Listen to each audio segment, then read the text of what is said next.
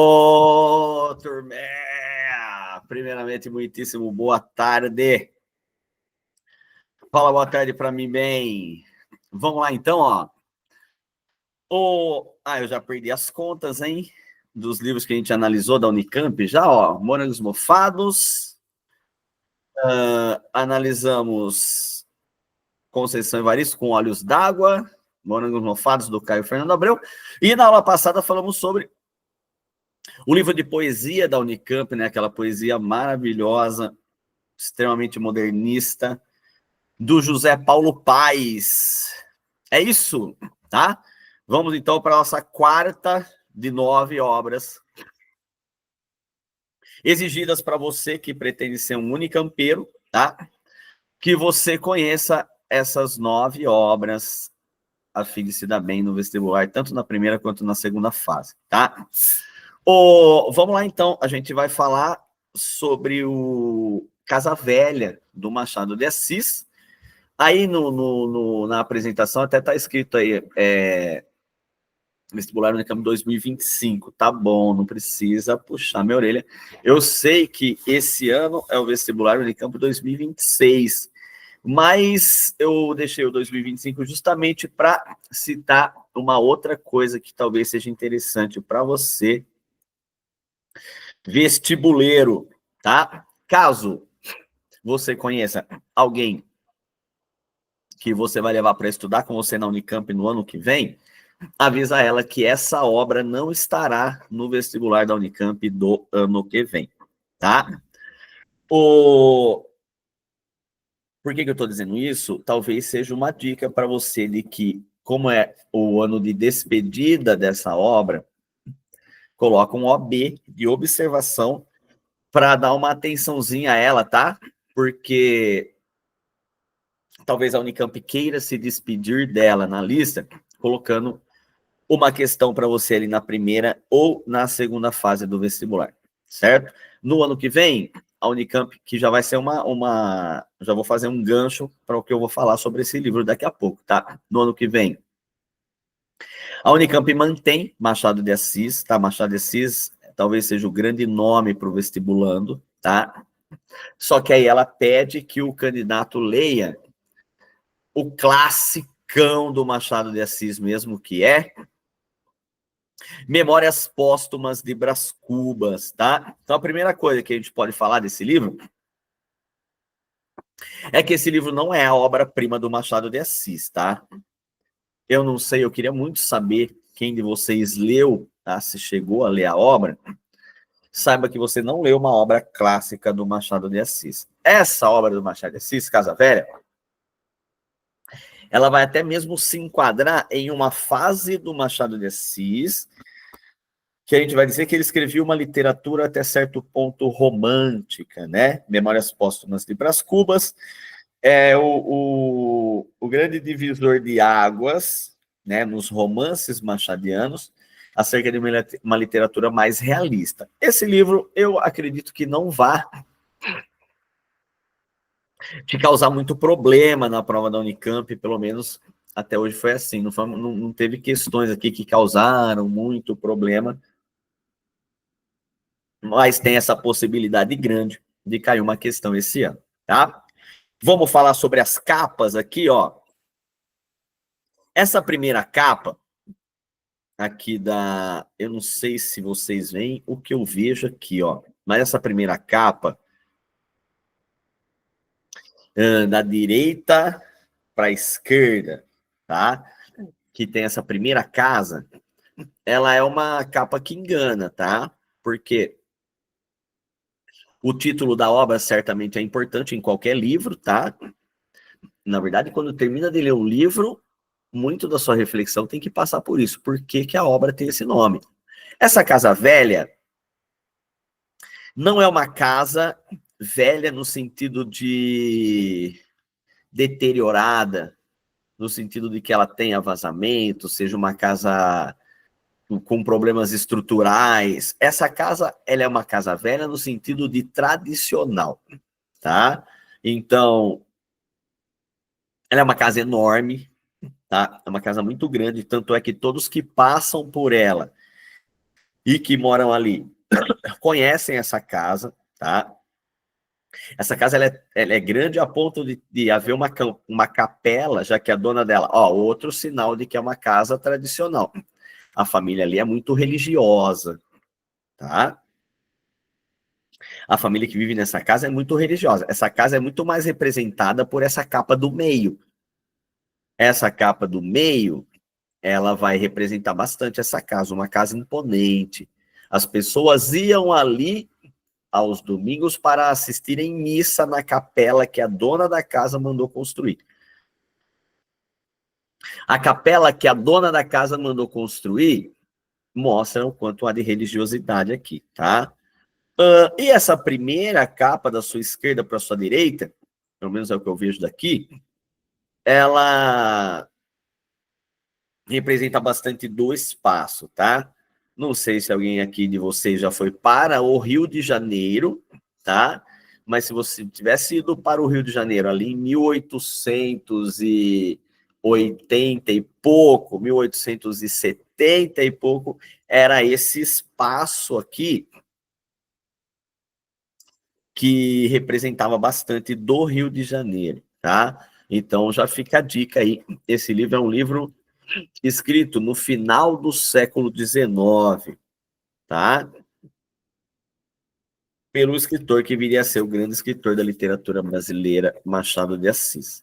Vamos ver uma questão da Unicamp que já caiu sobre esse livro, ó. Então, a Unicamp pediu, na questão 62, desses anos em que esse livro esteve na lista, ela escreveu assim, ó. No início da novela Casa Velha, de Machado de Assis, o cônego da Capela Imperial, um personagem da história, assumindo a voz narrativa dela, conta aos seus interlocutores, né? Então aqui ele te deu uma introdução. Ele falou que um dos personagens dessa história é um cônego, tá? E esse cônego, em algum momento, ele vai dizer alguma coisa, né? Ele vai assumir a voz narrativa e olha o que ele vai contar para as pessoas, ó. Eu não desejo ao meu maior inimigo o que me aconteceu no mês de abril de 1839, tá? Então, outra coisa interessante é isso, ó. Esse cônego, ele está contando a história ali no final do século XIX, já que por ser uma literatura de folhetim, esses livros vão narrar muito do dia a dia ali, só que ele está contando algo que aconteceu lá no passado, em abril de 1839, tá? E aí, de acordo com o texto, o acontecimento desagradável que vitimou o religioso, né, porque é desagradável pelo fato de que ele não deseja o seu maior inimigo. E esse fato fez com que, na história, esse cônego possa ser considerado, lá no final, como essa era uma questão, até certo ponto, de um nível médio. Porque ele está pedindo para você de um personagem lá, ele está falando de um personagem perguntando o que acontece lá no final, tá? E a resposta correta aqui, ó, a letra A falava que o cônego pode ser considerado, no final da história, um boêmio que se sente entediado na presença dos convivas da Casa Velha. E aí ele coloca um trecho aqui, ó. Disseram-me que era amiga da família e se chamava Mafalda. Eu creio que disseram ainda outras coisas, mas não me interessando nada, nem a conversação, nem a hóspeda, deixei-me estar comigo. Letra B falava assim, ó, que o cônego poderia ser considerado, ao final da narrativa, um anti-escravista. Ele foi, ó, anti-escravista, né? Nós estamos falando de 1800, do final do século XIX. Esse cara tá lembrando algo da primeira metade do século XIX. Eu não sei se você sabe disso, mas nessa época as pessoas compravam pessoas como se fossem propriedade delas, aquilo que a gente chama de escravidão, tá?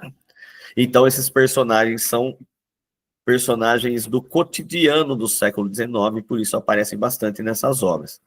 Então, no final da obra, o cônego é um anti-escravista que foi obrigado a conviver na mesma casa grande com os senhores agregados e escravos. E aí ele coloca outro trecho aqui da história, ó. Lalau que é uma personagem do livro, com as mãos no ombro do moleque, ora fitava os olhos da carapinha deste, ouvindo somente as palavras de Félix, e ora erguia-os para o moço. Então, a questão aqui trazia, a alternativa trazia mais 2 personagens desse livro. Lalau, que é uma personagem cujo nome é Cláudia, tá? E o apelido dela é Lalau por causa do Lalau, tá?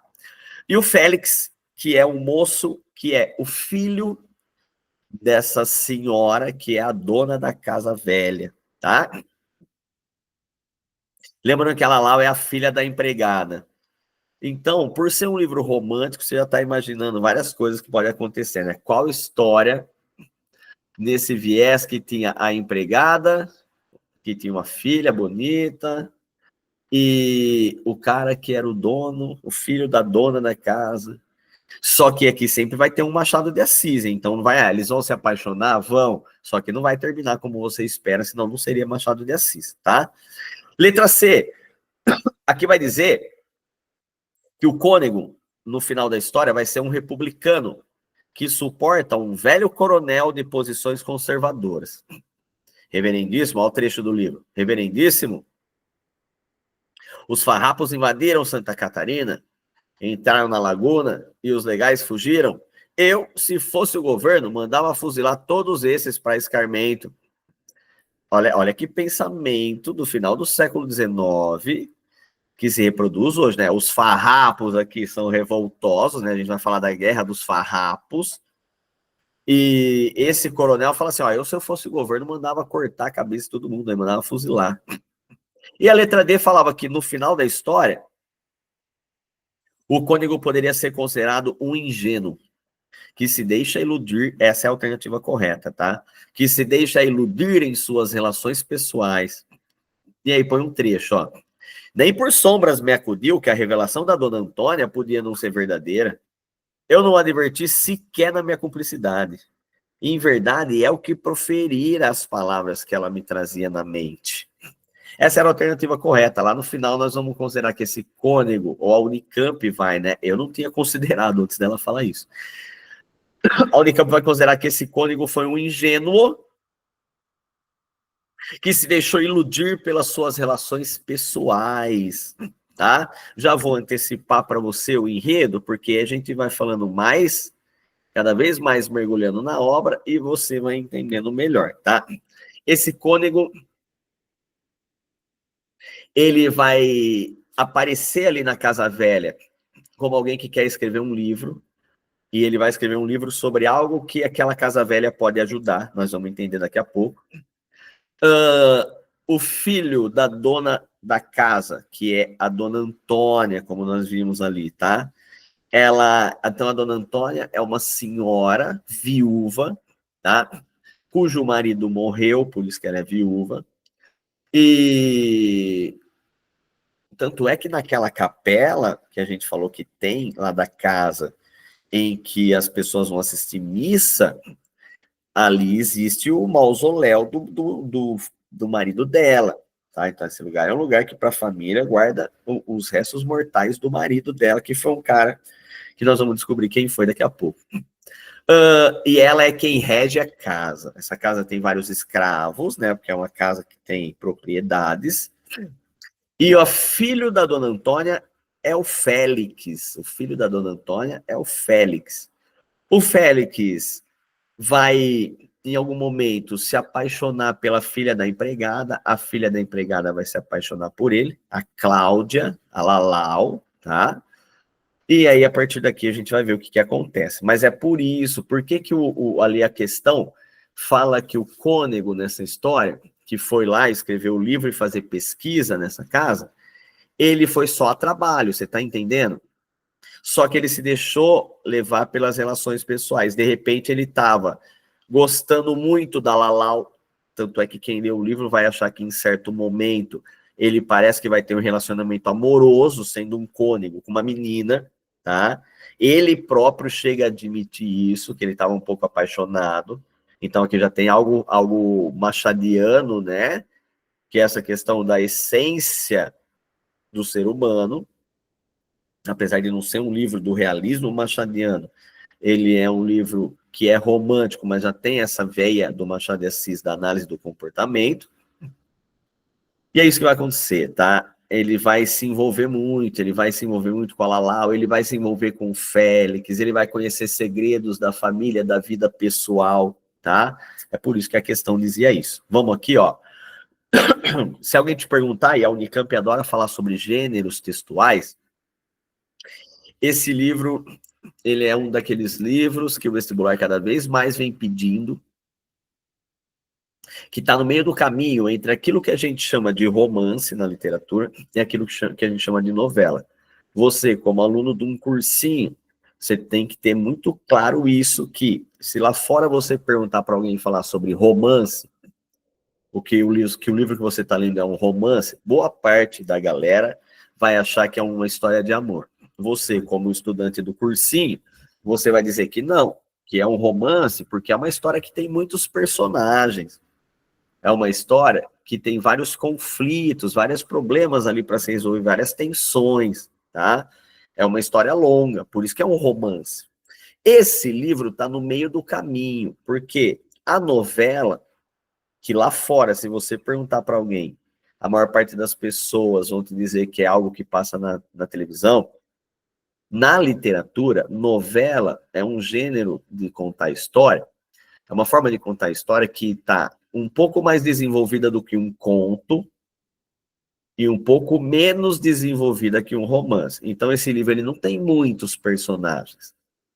O que me vem à cabeça aqui agora são esses que a gente falou, os principais, o restante são tudo coadjuvantes. Se fosse um conto, geralmente teria 2 ou 3 só. Então, percebe? Esse livro, ele se formatou no formato de uma novela, tá? E mais, há essa discussão, se é novela ou romance. Você imagina que se nem a literatura consegue estabelecer isso, não vai ser você e nem a Unicamp, mas ela pode te perguntar sobre as características desses gêneros, tá? Antes de ser novela, lá em 1885, tá? Esse livro, porque assim, ó, já falamos disso várias vezes, é importante que você pense sempre o seguinte, ó, o ser humano sempre foi fanático por conhecer histórias. Seja da vida dos outros, principalmente, que é mais gostosa, seja a nossa, seja a história imaginária. E quando não existia Netflix nem internet, como que as pessoas contavam histórias? Tudo bem, tinha televisão, o DVD, o VHS. E quando não existia televisão, como que as pessoas contavam história? Ah, então vocês vão ouvir falar, na época da sua trisavó, que tinha as radionovelas. E quando não existia o rádio?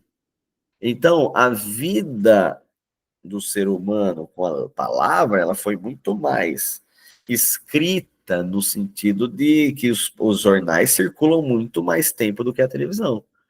E esses romances, eles são próprios do século XIX, e a galera chamava de romance folhetinesco. Por quê? Porque eles saíam em episódios. Essa história que aí você vai ler no livro, ela saiu em episódios. Em um jornal, uma revista, ó, a revista Estação, um jornal ilustrado para a família, tá?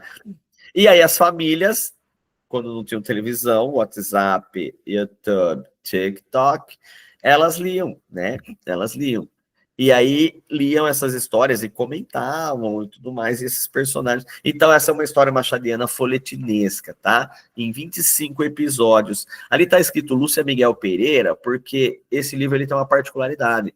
Ele não era um livro conhecido da obra do Machado de Assis até 1943, quando essa Lúcia Miguel Pereira, que é uma das maiores estudiosas do Machado de Assis, ela, pesquisando jornais do século XIX, encontrou um episódio desse jornal com uma história que remetia ao Machado de Assis, e a partir disso, ela foi encontrando os outros episódios e montou, tá, esse livro. Então, esse livro tem um tom memorialista. Por que um tom memorialista? Porque é um velho, né, que era cônego, que é cônego, e que está contando o que aconteceu com ele lá em 1839, tá? aqui só para a gente passar rapidão, um resumo, né? Então a gente fala de romance, mas histórias como Frankenstein, que é um romance de terror, não é uma história de amor. Sherlock Holmes, que é um romance policial, tá? Por quê? Porque o romance é uma forma literária pertencente ao gênero narrativo, ou seja, uma forma de contar histórias, e geralmente as histórias romance, em forma de romance, tá? Elas têm sempre muitos personagens, muitos espaços, tá? Uma narrativa com muitos elementos. E as primeiras formas de romance são as epopeias gregas lá, tá? A novela é um... Nossa, tem um bicho aqui, cara. Juro pra você. Vai dar tudo certo. A novela, ela é um pouco mais curta, tá? Falar sobre o Machado de Assis aqui, tá? O Machado de Assis, ele é tido aí como o principal escritor brasileiro, tá? O escritor do século XIX, que criou o seu próprio estilo, né? O estilo machadiano. Esse livro, ele não vai ter muito disso aqui que a gente vai ver, tá? Porque esse livro é um livro da fase romântica do Machado de Assis, tá? Então, ó, as características românticas da literatura do Machado de Assis, elas vão ser muito pautadas naquelas ideias do romantismo de sentimentalismo, né? Então, uma coisa que eu já quero adiantar para vocês nesse livro é a dona da casa, a dona Antônia, ela vai fazer de tudo para que o filho dela, o bombonzinho dela, não se case com a filha da empregada, né? Não pegaria nem bem na posição social deles que o filho dela se casasse com uma filha de uma empregada, apesar de, fique muito atento a isso, se você leu o livro e se você não leu, apesar de que a dona Antônia não tem nada contra a Lalau, nada contra a Cláudia, tá? Inclusive, ela gosta muito da menina, a ponto de tratá-la quase como uma filha, mas não chega ao ponto de envolver com as questões sociais, as questões de posição social, né? Ela é de uma família que é uma família burguesa, né? É uma família. O marido dela tinha trabalhado junto com lá no período do Império, ele era um ministro. É por isso que o Cônego está ali, porque o Cônego quer escrever uma história que fale sobre o tempo do Império no Brasil. E ele descobriu que o cara que morreu e que era o dono dessa casa velha era um ministro no Império. Então ele deve ter muito documento, muita coisa que o Cônego possa pesquisar para escrever esse livro. E ele passa a viver, a frequentar essa casa velha todo dia. Primeiro porque ele é cônego, e como se você você lembra que a dona da casa, a dona Antônia, ela é muito religiosa. Então imagina, ela é muito religiosa, um cônego quer, tanto é que no início ela não quer, o narrador diz, né, que ela não queria muito que mexesse nas coisas do finado, né, do ex-marido, mas aí o cônego vai entrar nessa vida quase que pessoal da casa, tá? Beleza, então aqui os personagens ainda vão, só que assim, não esquece, o final pode te derrubar, porque a dona Antônia vai fazer de tudo para que os dois não fiquem juntos, só que no final o amor sempre vence quando é um livro romântico que não foi escrito pelo Machado de Assis. Quando o livro é escrito pelo Machado de Assis, você vai ter uma surpresinha, né? Então, ao final do livro, ao final da história, vai acontecer de que os dois vão conseguir ficar juntos, vão poder ficar juntos, tá? Só que aí vai ser a Lalau, e aí nós estamos falando da mulher. Cara, é essencial. Todo o livro do Machado de Assis que você for ler, é essencial que você saiba analisar a visão feminina do Machado de Assis, desde Capitu até qualquer outra, tá? Então, por exemplo, vai ser a Lalau que, se casasse, teria uma ascensão social de ter casado com o filho da dona Antônia, o Félix, o príncipe lá da Casa Velha, e é ela que não vai querer casar. Vai ser ela que vai falar pro Félix, falar assim, não, eu não quero. E por que que ela não quer? Nós vamos falar daqui a pouco, gato, senão aí perde a graça esse restante, né? Beleza, então, ó, é um livro machadiano com características muito mais daquela literatura romântica do que a literatura realista do Machado de Assis, que é a literatura que ele escreveu depois das Memórias Póstumas de Brás Cubas. E não esquecer que é um romance folhetinesco, tá? Só que é uma viagem na maionese, mas é uma viagem boa, tá? Porque a obra mais famosa do Machado de Assis, junto com a tríade, né? A tríade realista do Machado de Assis é Dom Casmurro, Memórias Póstumas de Brás Cubas e um livro chamado Quincas Borba. Em Dom Casmurro, você tem algumas coisas parecidas, né? O Félix, por exemplo, que é o filho da Dona Antônia, ele dá para fazer um certo paralelo dele com o Bentinho, que era filho da Dona Glória, lá na obra Dom Casmurro. A Dona Glória era uma viúva que cuidava de uma casa. Aqui, a Dona Antônia é uma viúva que cuida de uma casa. Tá? Então, fica sempre esperto com essas personagens femininas quando tiver isso na história do Machado de Assis, tá? Aqui já vamos ler um trecho, ó. O Cônego falando. A verdade é que eu me sentia tolhido. Esse trecho é importante, tá?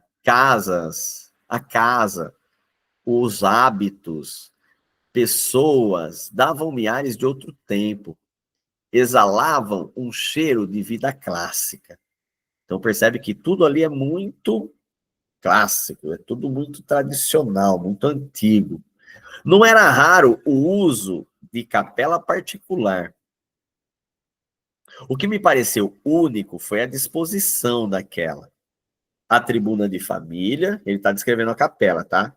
A sepultura do chefe, ali mesmo, ao pé dos seus, fazendo lembrar as primitivas sociedades em que florescia a religião doméstica e o culto privado dos mortos.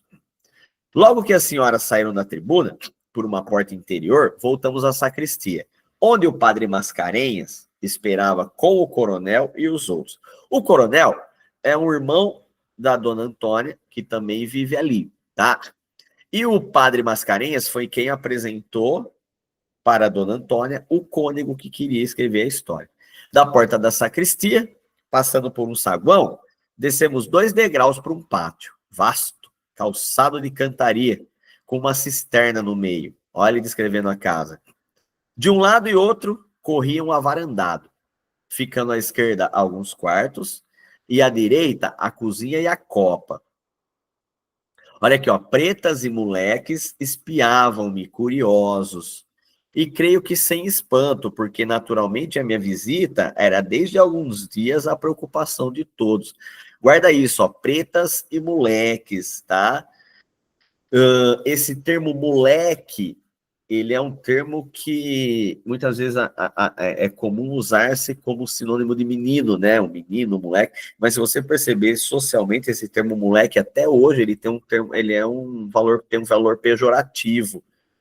É comum quando duas pessoas estão discutindo ali, você é um moleque. Porque o moleque aqui, ele é o filho das pretas. O menino era o Félix. Né? Então, o filho da casa grande é o termo que se usa menino. Para separar os meninos dos moleques e diferenciar, usava-se esse termo. Então, percebe que os escravos ficaram observando o cônego ali. Com efeito, agora presta atenção nesse final, tá? Com efeito, a casa era uma espécie de vila ou fazenda, onde os dias, ao contrário de um rifão peregrino, pareciam-se uns com os outros. Então, um peregrino é o cara que está cada dia numa paisagem, vendo uma coisa, andando, um lugar diferente. Aqui, a casa parecia que todo dia era a mesma, os mesmos costumes, as mesmas pessoas. Ó, os dias pareciam-se uns com os outros, as pessoas eram as mesmas, nada quebrava a uniformidade das coisas. Agora, grifa isso para você não ser virgão, ó. Tudo quieto e patriarcal.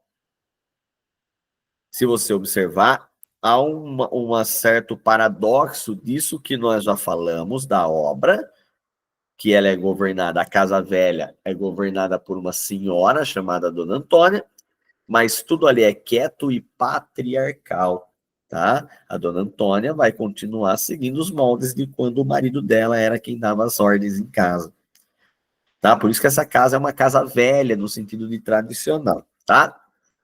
A casa cujo lugar e direção não é preciso dizer, tinha entre o povo o nome de Casa Velha. E era o realmente. Datava dos fins do outro século. Se ele está falando do século XIX, essa casa datava dos fins do século XVIII. Sem esquecer que o que ele está contando aconteceu em 1839. Tá? Percebe que é uma casa conhecida, né? Tinha entre o povo, né? Então o povo comentava que ali era a Casa Velha. Era uma edificação sólida e vasta, gosto severo, nua de adornos, ou seja, não tinha muitos enfeites. Eu, desde criança, conheci ali a parte exterior, a grande varanda da frente, os dois portões enormes, um especial às pessoas da família e às visitas, o outro destinado ao serviço, as cargas que iam e vinham, as seges, ao gado que saía a pastar. Então, percebe, tem dois portões enormes, um para as famílias e para as visitas, e o outro por onde entravam os serviços. Não tinha carro aqui também, tá? Então, as cargas iam e vinham com o gado que puxava, o cavalo, tá? E os escravos, lógico. Além dessas duas entradas, havia, do lado oposto, onde ficava a capela, um caminho que dava acesso às pessoas da vizinhança, que ali iam ouvir missa aos domingos ou rezar ladainha aos sábados. Então, Casa Velha, porque o povo chamava de Casa Velha, tá? Vamos falar um pouco dos elementos históricos que aparecem aqui, tá? Então, o Brasil vivia uma turbulência política e social, tá? Quais eram as turbulências políticas? Nós estávamos perto aqui da proclamação da República. Então, já havia alguns revoltosos ali na rua que queriam a República e o fim do Império, tá? Porque o Brasil era independente, mas a coroa portuguesa ainda tem muita influência aqui por meio dos filhos do rei, né? E social, porque é um período que está marcando, né? A gente está falando dos escravos aqui, porque o narrador está contando algo que aconteceu em 1839, tá? Mas o momento em que ele está contando já é o final do século XIX, que marca também essa transição do fim da escravidão, né? A abolição da escravatura. Então, são esses dois elementos principais que vão fazer parte do enredo dessa obra, tá? E no Brasil, algumas revoltas, né? A gente viu ali que falou da revolta dos farrapos. Em relação ao final do século XIX ainda, a gente não pode esquecer, mas isso muito mais na Europa, tá? Da segunda Revolução Industrial e a disseminação de várias teorias científicas que vão aparecer muito mais nas outras obras do Machado de Assis, tá? Capítulo 1 vai falar do narrador, tá? Então, isso é essencial, tá? Isso de todos os livros, de todos os contos, você tem que saber, até na sua vida, né? Quando alguém te conta algo, você tem que pensar, ó, quem que tá me contando essa história? Quem está te contando essa história? Olha que interessante, ó. Aqui é o primeiro capítulo. Aqui está o que contava há muitos anos um velho cônego da Capela Imperial. Então aqui eu tenho um narrador que ele tá na história, só que assim, ó, ele só participa disso. Ele fala assim, ó, aqui está o que contava há muitos anos um velho cônego da Capela Imperial. A partir daqui e até o final, quem passa a contar é o cônego. Então, aqui está o que contava. Aqui, se você observar, tem um travessão. Lá em cima tem os dois pontos. A gente vai chamar isso de discurso direto. Aquele narrador deu voz ao narrador, que vai ser o narrador real da história, né? Então, não sei se a Unicamp pode te pegar com isso, mas guarda. É uma questão importante nesse livro, tá? Tem um narrador nas duas primeiras linhas, que vai dizer que um cônego contava algo há muitos anos, e esse narrador passa a contar o que aconteceu com ele em 1839, tá? Tinha me dado na cabeça escrever uma obra política, a história do reinado de Dom Pedro I. Agora é o cônego contando. Até então, eu desperdiçara algum talento em décimas e sonetos. Então, ele gostava de escrever poemas, né? Mas agora é que ele escreveu um livro de história. Muitos artigos de periódicos, ele escrevia até uns textos para os jornais, e alguns sermões, que cedia a outros. Depois que eu reconheci que eu não tinha os dons indispensáveis ao púlpito, né? Ele não era um cônego muito bom para fazer missa, ele era bom para escrever. No mês de agosto de 1838, aqui tem uma espetadinha do Machado de Assis também, né? Ó. No mês de agosto de 1838, eu li as memórias de outro padre, Luiz Gonçalves dos Santos, o padre Perereca, chamado, e ele escreveu sobre o tempo do rei. E foi esse livro que me meteu em brios. Achei-o seguramente medíocre e quis mostrar que um membro da igreja brasileira podia fazer coisa melhor. Então você percebe por que ele quer escrever esse livro de história? Porque, ele leu o livro do padre Perereca e ele achou medíocre. Ele falou, não, um cara da igreja pode escrever uma história melhor que essa, tá? Comecei logo a recolher os materiais necessários, jornais, debates, documentos públicos, e a tomar notas de toda parte e de tudo. No meado de fevereiro, disseram-me que, em certa casa da cidade, acharia, além de livros que poderia consultar, muitos papéis manuscritos, alguns reservados, naturalmente importantes, porque o dono da casa, falecido desde muitos anos, havia sido ministro de Estado. Compreendes que essa notícia me aguçasse a curiosidade. A casa, que tinha capela para uso da família e dos moradores próximos, tinha também um padre contratado para dizer missa aos domingos e confessar pela quaresma. Era o reverendo Mascarenhas. Fui ter com ele para que me alcançasse da viúva a permissão de ver os papéis, tá? Então é assim que esse cônego começa a história, tá?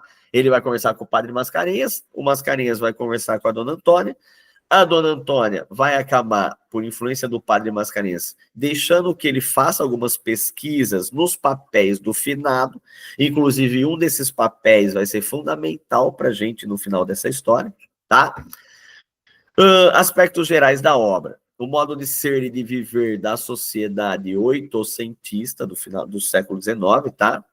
Então, quando você lê esse livro, você está passeando ali, né? Você viu a entrada das sedes, dos animais, dos escravos, aquele cenário que é importante. A figura religiosa, muito influente no século XIX e até hoje, tá? Em questões políticas, sociais, as figuras religiosas são muito influentes, tá? O tratado histórico e a história familiar, né? Aqui, então, você tem que pensar o seguinte, aqui, isso aqui é a única que pode te cobrar, viu, gato? A história familiar, a história do Félix, da Lalau, da dona Antônia e do marido dela. Tá? Isso aí é até gostoso falar da vida dos outros. Agora, e esse tratado histórico que é, você observou? Ele contou há muito tempo, lá em 1839, tudo isso que está acontecendo na história não deixa de ser um retrato do que está acontecendo com a elite brasileira desse período. Então, a elite brasileira sempre foi muito religiosa,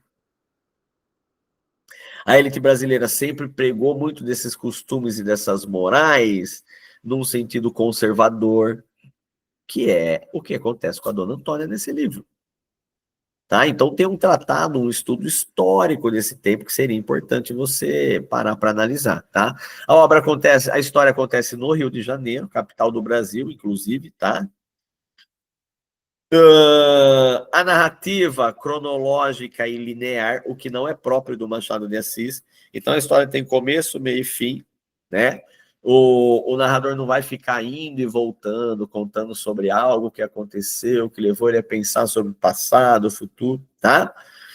Aí tem os tempos, né? O tempo da narração, que é 1886, quando alguém está contando, e o tempo da narrativa, que é quando aconteceram os fatos. 1886, o narrador está contando lá no jornal. O narrador está contando o que ele lembra que aconteceu em 1839. Isso é importante, tá? E o período vai ser esse período regencial, né? Quando o Dom Pedro não podia assumir o trono. Então, desenvolveu-se um governo regencial, não tinha um rei, né? Mas tinham vários conselheiros do rei ali da família real que regiam o Brasil. E o segundo reinado, tá? Aqui a personagem, uma personagem importante, é a Lalau. Não lembro, não explico a sensação que eu tive. Deixa eu voltar e descrever a Lalau, tá? A Lalau é uma jovem muito bonita, muito educada, muito inteligente. Filha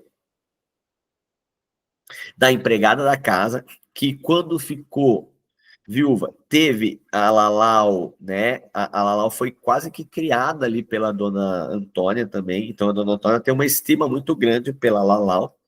O padre, que estava ali alguns dias já fazendo pesquisas, um dia vê essa menina, tá?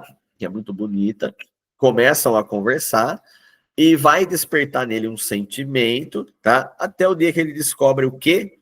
Que a Lalau era apaixonada pelo Félix, assim como ele vai descobrir que o Félix era apaixonado pela Lalau, tá? Eu te separei esse trecho, ó. Eu não explico a sensação que eu tive. Lembra-me que foi de incômodo. Essa palavra súbita, cordial e franca, encerrando todas as energias do amor, lacerou minhas orelhas como uma sílaba aguda que era. Que outra eu esperava? Que outra queria, se não essa? Aqui é quando ele descobriu que ela gostava de outro, tá? Não a pedira. Não vim interceder por um e por outro? Criatura espiritual e neutra.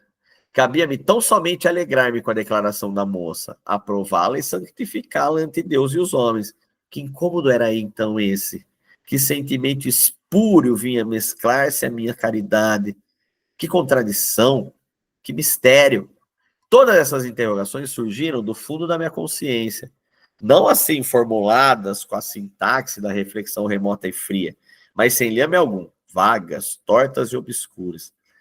Já se terá entendido a realidade, também eu amava a menina. Como era padre e nada me fazia pensar em semelhante coisa, o amor insinuou-se-me no coração à maneira das cobras, e só lhe sentia a presença pela dentada do ciúme, né? Quando ela descobre que a Lalau e o Félix se amam, são apaixonados, tá? A partir daqui, eu acho que o essencial a partir daqui é a gente saber o que a mãe da Lalau vai fazer, né? A mãe da Lalau, um dia, o padre vai dizer para ela, né? O padre vai dizer para dona Antônia que vai dizer para dona Antônia que a Lalau e o Félix são apaixonados e deveriam ficar juntos. E a dona Antônia vai ter uma reação muito negativa em relação a isso, tá? O padre vai querer conversar com ela porque ele disse que ia arrumar para os dois, né? Para eles poderem ficar juntos. A dona Antônia vai ter uma reação negativa e vai colocar uma pontinha ali atrás vai contar uma mentirinha pro padre, tá? Vai contar pro padre que o ex-marido dela tinha tido um caso, né, extraconjugal, e que ele tinha tido uma filha, né? Então os dois não poderiam ficar juntos porque havia esse empecilho. Só que se você perceber, e no momento ela disse pro padre, ele falou que ela tinha tido uma filha. O padre, a partir dali, ele vai se sentir extremamente responsável por, de alguma maneira, salvar esses dois para que eles não se casem sendo irmãos, tá? Bom, vou continuar daqui e a gente chega nesse desenlace aí, como que eles vão terminar se eles são irmãos. Aqui é aquela ideia do tempo histórico, né? Algumas coisas aqui vão aparecer que a Unicamp pode fazer uma citação lá na prova de história, por exemplo. E aqui o coronel falando com o padre, ó. Reverendíssimo, bradou para debaixo da janela o coronel. Os farrapos invadiram Santa Catarina, entraram na laguna e os legais fugiram. Eu, se fosse o governo, mandava fuzilar todos esses para escarmento. Já os pajens estavam ali à porta, com bancos para as moças, apearem-se todos e subiram. Daí, a alguns minutos, Raimundo e Félix entravam-me pela sala, arrastando as esporas. O Raimundo, eu creio que ainda trazia o chicote. O Raimundo é um funcionário da casa ali. Não me lembra. Lembra-me que disse ali mesmo, agarrando-me nos ombros, uma multidão de coisas duras contra Bento Gonçalves, que é personagem lá das revoluções do Rio Grande do Sul. E principalmente contra os ministros, que não prestavam para nada e deviam sair. O melhor de tudo era logo aclamar o imperador. Dessem de 50 homens, 25 que fosse, e se ele em 2 horas não pusesse o imperador no trono e os ministros na rua, estava pronto a perder a vida e a alma. São uns lesmas, tudo levantado, tudo, do norte ao sul. Agora parece que iam mandar tropas, e fala-se no general Andréia para comandá-las. Tudo remendo, sangue novo é o que precisava. Parola, muita falação, tá? Então percebe como o Machado de Assis enfia o tempo histórico aí, várias revoltas, várias revoluções ali no Brasil, nesse sentido de um país que começava a mudar a sua configuração política, tá? Aqui a descrição da Dona Antônia, que talvez é uma das personagens centrais do livro, tá? Dona Antônia governava esse pequeno muito com muita discrição, brandura e justiça. Nascera dona de casa. No próprio tempo em que a vida política do marido e a entrada desse nos conselhos de Pedro I podiam tirá-la do recesso e da obscuridade, só a custo e raramente os deixou. Então, mesmo quando o marido dela era famoso, a Dona Antônia sempre foi muito reservada, muito caseira.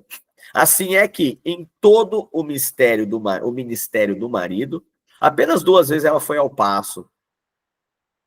Era filha de Minas Gerais, mas foi criada no Rio de Janeiro, naquela mesma casa velha, onde casou, onde perdeu o marido e onde lhe nasceram os filhos, Félix e uma menina que morreu com 3 anos. Então percebe também que a Dona Antônia, ela vai ser muito protetora do Félix, porque a gente descobre que ela perdeu uma filha quando a filha dela tinha 3 anos. Então ela perdeu a filha, perdeu o marido, mas essa casa é parte da vida dela, né? Ela foi criada nessa casa. A casa fora construída pelo avô em 1780, voltando da Europa, de onde trouxe ideias de solar e costumes fidalgos. Uma família rica, né? E foi ele.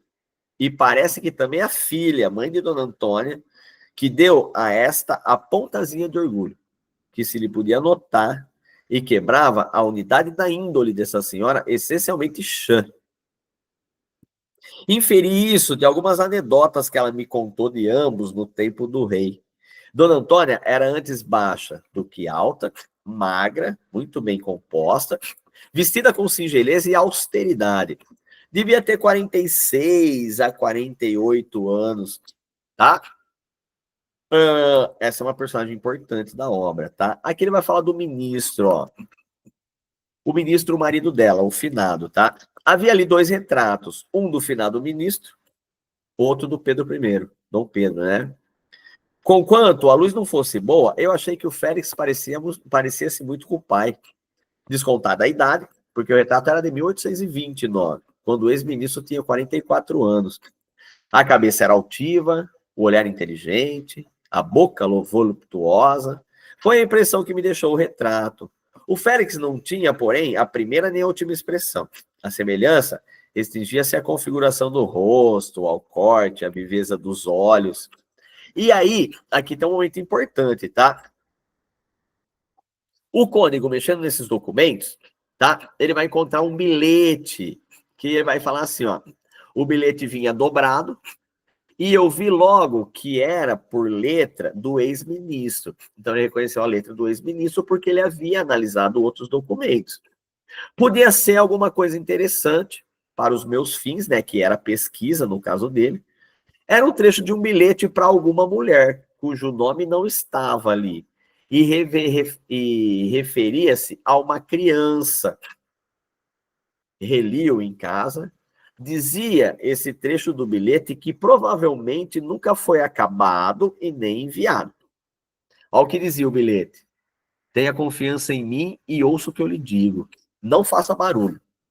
Sossegue e não fale sempre no meu nome. Venha cá o menos que puder. E não pense mais no anjinho. Deus é bom. Você entendeu o que aconteceu aqui? Por que esse bilhete é um divisor de águas?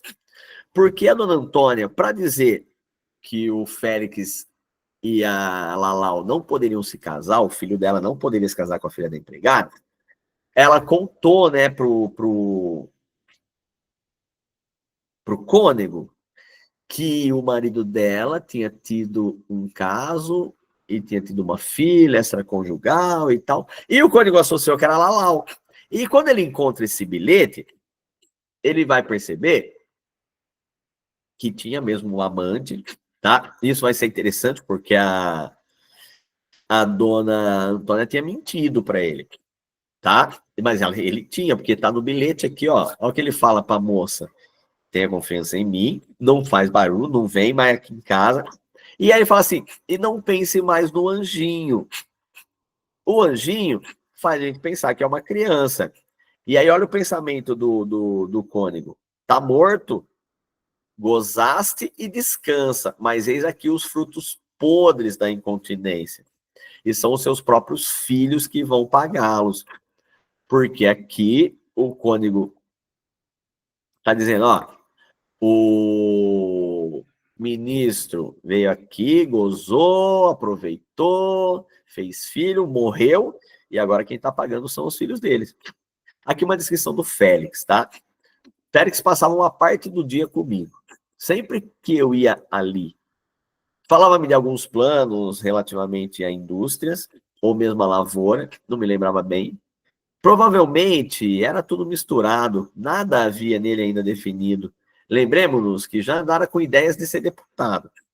O que ele queria agora era fazer alguma coisa que o aturdisse, que lhe tirasse a dor recente do desastre. Nesse sentido, aprovava-lhe tudo. Qual que é o desastre? O desastre é ter perdido o pai. Aquela Lalau chamava-se Cláudia. A Lalau era o nome doméstico. Então, ela é agregada, né? Ela passou a viver ali na casa pelo bem, por ser benquista pela pela dona Antônia e todo mundo. Não tendo pai nem mãe, vivia em casa de uma tia. Quase se pode dizer que nasceu na casa velha, onde os pais estiveram muito tempo como agregados, e onde iam passar dias e semanas. O pai, Romão Soares, exercia ofício mecânico. E antes, pertencera à guarda da cavalaria de polícia. A mãe, Benedita Soares, era filha de um escrivão da roça e, segundo me disse a própria dona Antônia, foi uma das mais bonitas mulheres que ela conheceu desde o tempo do rei. A Lalau, se não nasceu ali, ali foi criada e tratada sempre. Ela, como a mãe, no mesmo pé de outras relações. Eram menos agregadas que hóspedas. Daí a intimidade dessa mocinha, que chegava a infringir a ordem austera da casa, não indo para a mesa com a dona dela. A Lalau andava na própria sede da dona Antônia, vivia do que essa lhe dava, e não lhe dava pouco. Em compensação, amava sinceramente a casa e a família. Tendo ficado órfão desde 1831, a dona Antônia cuidou de lhe completar a educação. Sabia ler e escrever, coser e bordar, aprendia agora a fazer crivo e renda. Então, esse trecho deixa bem claro qual que é a relação da Lalau com a dona Antônia. É uma relação muito boa, ela foi criada quase como filha. Porém, não a ponto da dona Antônia deixar ela casar com o filho, tá? Aqui é o trecho do bilhete, ó. Não achava nada. Ó, tenha confiança em mim, venha cá o menos que puder. Não achava nada que me explicasse coisa nenhuma, mas eu insisti em guardar o bilhete. De noite, eu pensei que o bilhete podia relacionar-se com a família da Lalau. E como nunca tivesse dito a tia desta o motivo que a separara da casa velha, resolvi lhe pedir uma conferência e contá-lo. O que aconteceu aqui? Quando o cônego vai contar essa história para a tia e dizer o porquê que a Lalau foi embora daquela família, ele vai dizer isso, que elas são irmãs, que eles são irmãos, né? Que o cônego tinha engravidado a irmã da dona Mafalda. A dona Mafalda vai falar assim, ó. A dona Mafalda confirmou os amores da cunhada, mas o ex-ministro via pela primeira vez quando eles vieram da Roga. A Lalau tinha 3 meses. Não era absolutamente o pai da menina. Você entendeu? Então, quando o ministro recebeu a Lalau em casa, a Lalau já tinha 3 meses. Então é impossível que ela seja filha dele. Compreende-se o meu alvoroço. O narrador fala assim, como assim? Pedi-lhe todas as circunstâncias de que se lembrasse. E ela referiu-as todas. E todas eram a confirmação da notícia que ela acabava de dar. Datas, pessoas, acidentes, nada discordava da mesma versão. Ela própria apelou para os apontamentos da freguesia onde nascera a menina e para as pessoas do lugar, que me diriam isso mesmo. Pela minha parte, eu não queria outra coisa, senão o desaparecimento do obstáculo e a felicidade das duas criaturas. De repente, lembrou-me do trecho do bilhete que eu tinha comigo e disse-lhe que, em todo caso, mal se podia explicar a crença em que estava Dona Antônia. Havia por força uma criança. Ah, houve uma criança, interrompeu a Dona Mafalda, mas essa morreu com poucos meses, que era a menina. Lembra que a Dona Cláudia tinha perdido uma filha, tá? Tinha o bilhete na algibeira, tirei o relinho e essas palavras confirmavam a versão da morte. Não pense mais no anjinho, tá? E aí a gente vai para o final da obra. O que vai constar lá no final da obra?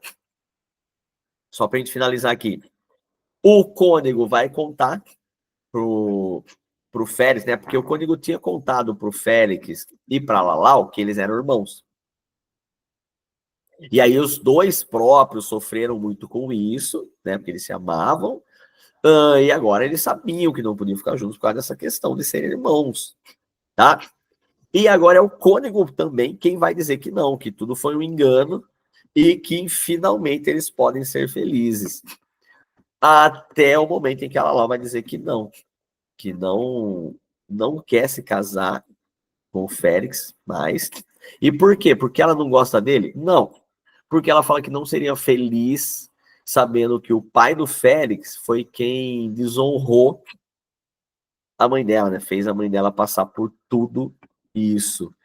E então aqui a gente tem uma machadada já do Machado de Assis, que é essa questão. Primeiro, é a moça quem não quis a ascensão social, o que não era comum na literatura romântica. Então, o Machado, se ele está escrevendo isso na fase romântica, ele já traz uma inovação. A personagem feminina, né, que aqui tem grande potência, tanto na Dona Antônia como nessa reação da Lalau, tá? E é isso, tá? Eles não vão ficar juntos, a Lalau vai casar, tá? Vai casar com um cara bem mais da classe dela, tá? O Félix também, e aí vai se manter essa questão das classes, como queria a Dona Antônia, tá? Mas não por conta dela. A Lalau é a grande personagem nesse final, quando recusa se casar com o Félix, mesmo gostando dele, tá? É isso, turminha. Casa Velha, um romancezinho gostoso, tá? Creio que não seja um livro que vai causar muito problema pra gente na Unicamp, mas é bom dar uma lida, tá? Principalmente depois desses textos, acho que fica bem fácil de ler, é uma novelinha, é curtinho. Fica muito mais gostoso ler esses livros de 1800 e pouco depois que a gente fez a análise, tá?